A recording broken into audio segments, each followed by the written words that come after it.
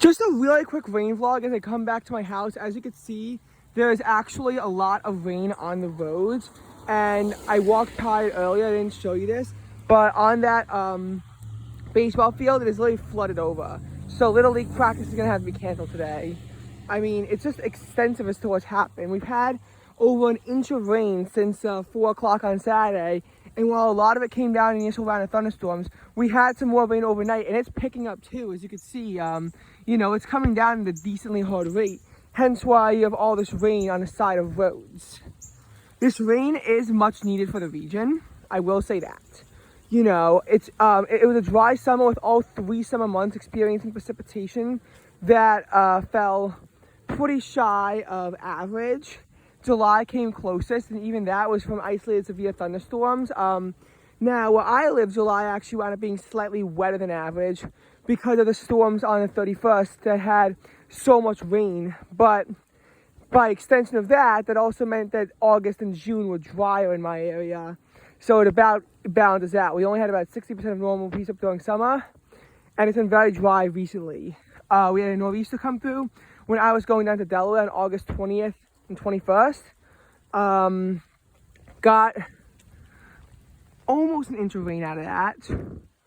And we also had some other isolated severe storms that came across earlier in August.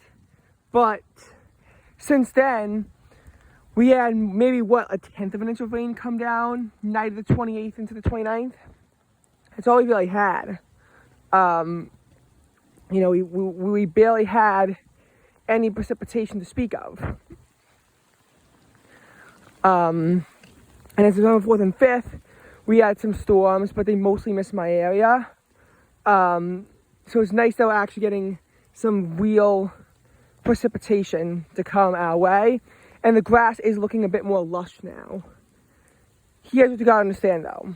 The rain's gonna be pulling out, if I'm filming this around 9 a.m., the rain's gonna pull out by like noon. So we're not getting that much more rain out of this. Maybe a little bit, but not that much more.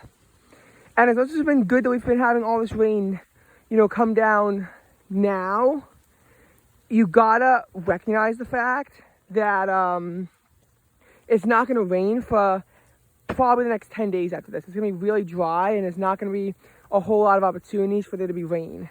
So as much as we're gonna make progress from this, we're probably gonna lose all of it from that. So this isn't gonna be some kind of drought busting experience where, yes, this will help with the drought along with the storms 2 days ago, but there's still gonna be a precipitation deficit that comes through after this.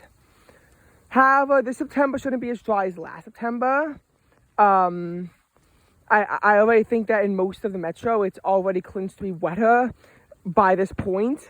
Last September had some storms come through on the 7th as well. Then there wasn't any rain again until the 26th of September. Now we're at least seeing rain that comes through earlier in the month, and it's very visible. It's been a lot wetter. So that's that.